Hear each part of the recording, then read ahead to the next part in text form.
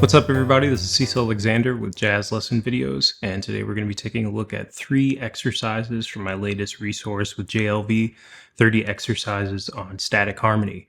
We have a linear exercise. We're going to be taking a look at the use of doubled notes as well as chord tones on strong beats to create interest and generate forward motion in your lines on static harmony. We're going to also take a look at intervallic ideas over static chords, looking at the use of fourths and fifths. And finally, we're going to take a look at some chromatic ideas over static chords in order to kind of snake your way through the harmony. If you'd like to save $5 on this resource, feel free to use the promo code CA5. The link is in the description. Now let's dive into our linear exercise over D Dorian. So in our first exercise, we're going to be taking a look at playing in a linear fashion through the D Dorian scale, just over a static D minor 7 chord. So in this exercise, we're going to take a look at the use of doubled notes to create interest and forward motion in your lines, motivic development, chord tones on strong beats, as well as some arpeggios, triads, and the use of some melodic cells.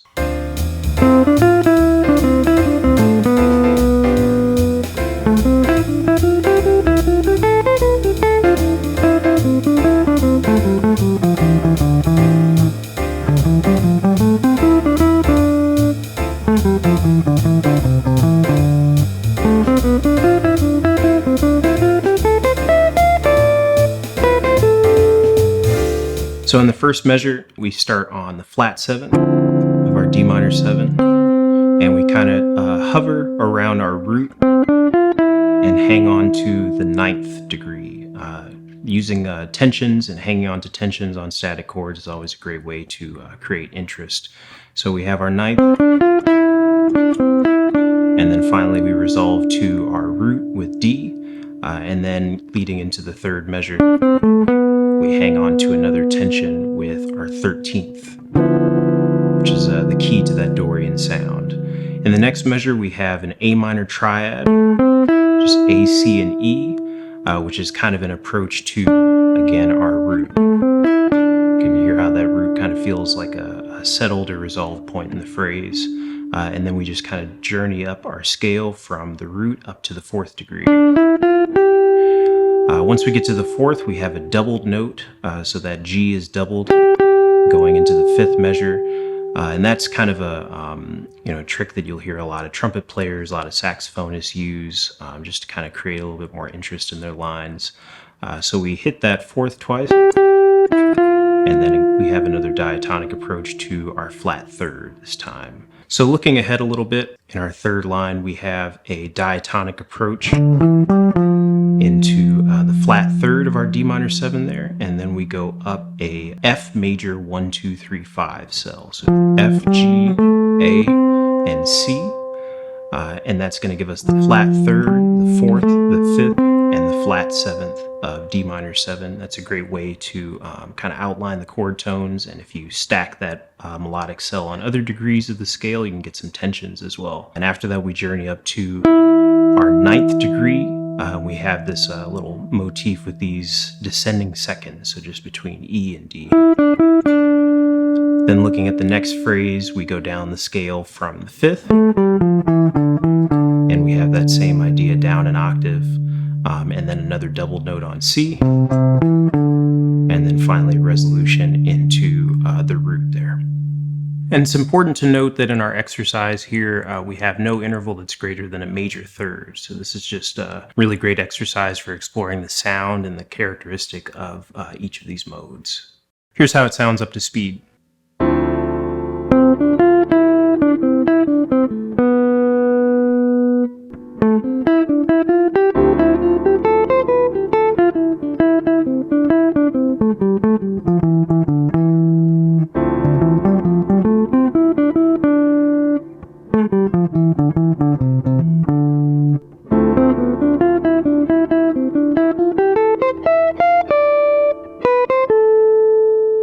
So for our next example, we're going to be taking a look at an exercise through the Aeolian mode using some different intervallic shapes. Going to be looking at the use of fourths and fifths, as well as the idea of modal sequencing, where we're taking one specific shape through the scale stepwise. So intervallic ideas can be a great way to get a contemporary sound in your improvisation and can act as a good contrast to a more linear stepwise way of soloing.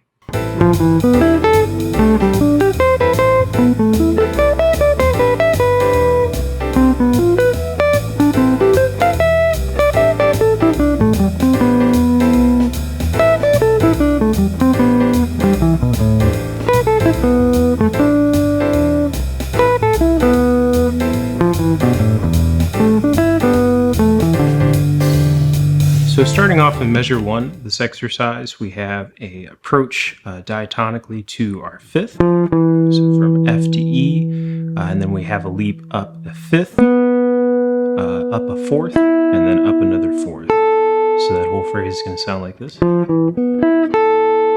Then we have pretty much the same shape kind of planed up or sequenced up within the scale. So starting on the root to the flat 7, leap up a fifth, leap up a fourth, and then up another fourth.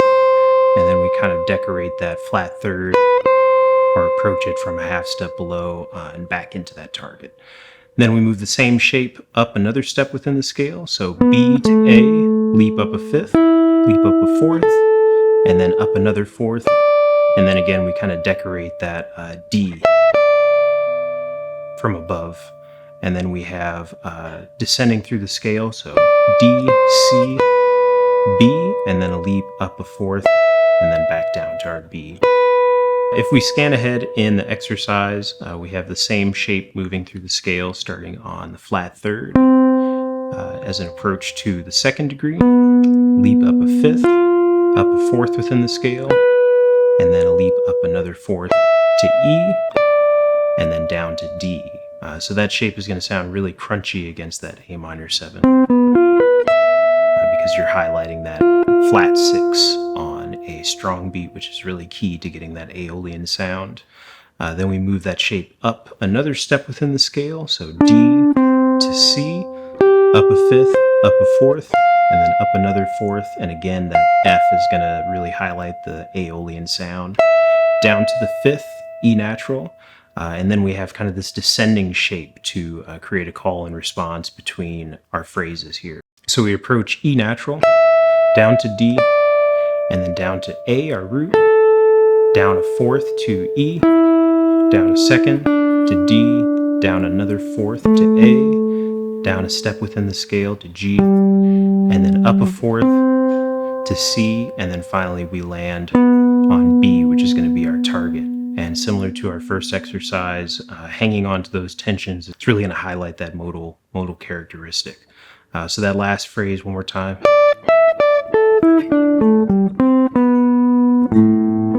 Right, very interesting sound against that A root.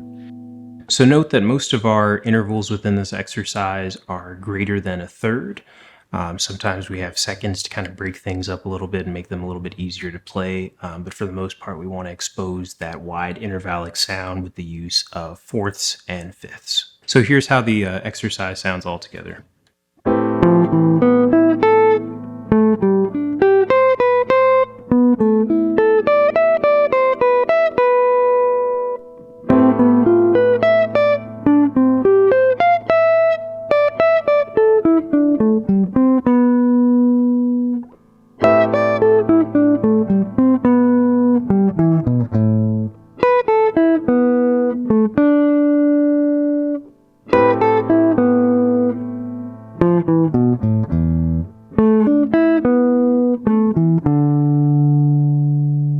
So for our next exercise, we're going to be looking at the B altered scale.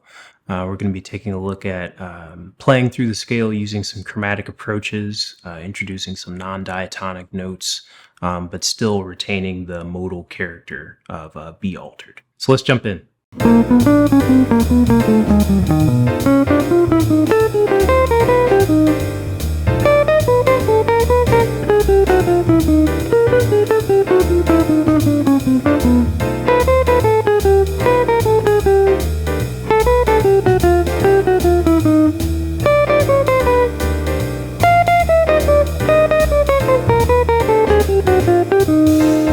So in our first measure here, we start on A sharp, which is going to be the 7th in relation to B, but it's just part of a longer enclosure. So we have A sharp, B, D, D flat, C. So C is going to be our target, which is the flat 9. And again, that's going to highlight that B altered sound because that's one of the many altered dominant tensions that you get from the scale. Then we have another approach, a shorter approach from C into B, the root, and then another approach into A, which is going to be our flat 7, another approach into G, and then we go down a B augmented triad. So G will be the sharp 5, E flat or D sharp will be the 3rd, and then B will be our root. So those two measures. Moving on to the pickup into the 3rd measure, we have C sharp falling on a strong beat. Again, this is going to be outside of the scale, but placing these chromatic approach tones and enclosure notes on strong beats is just going to kind of allow you to snake your way through the mode.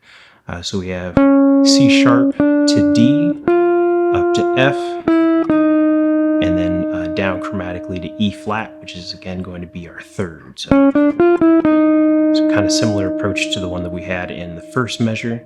And then we have a series of enclosures. First one is going to be putting some other non-diatonic notes on strong beats. We jump up to A, our flat 7, down to A flat, finally G. And even though that's falling on a strong beat, that's still going to be the final note of our enclosure or our target. So that's the flat 13 with a sharp 5.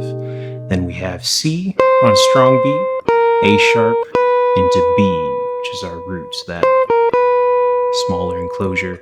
And then we again go down a B augmented triad, E flat augmented, depending on how you want to look at it. So that's going to be our root, our sharp 5, or flat 13, to our 3rd. If we look ahead, we have a lot of other interesting approaches happening. In our last 4 measures, we start on D, which is our sharp 9, and we kind of have this idiomatic piece of vocabulary that you'll see in a lot of bebop solos, but it's taking us from the sharp 9 to the root. So that approach is going to sound like this.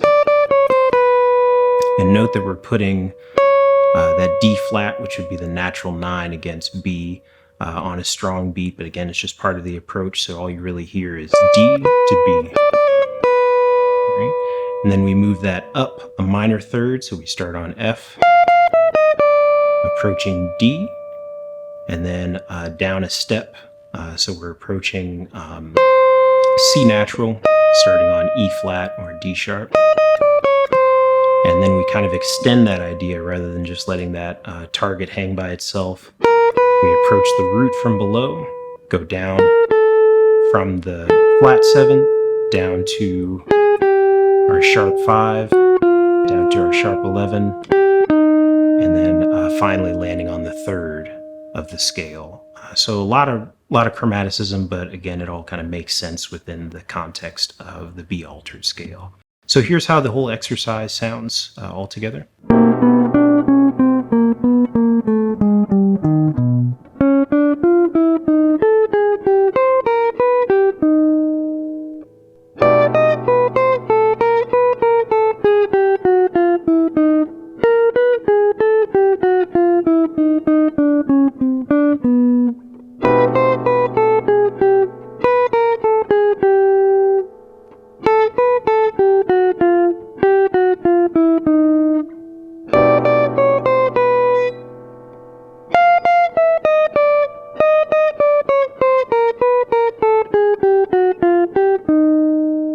So I hope you guys learned some new ways to approach static chords using our 3 different exercises: the linear approach, the intervallic approach, and the chromatic approach. If you want to dive deeper into these concepts, feel free to check out my latest resource with jazz lesson videos, 30 exercises on static harmony, and feel free to use the coupon code CA5 to save $5.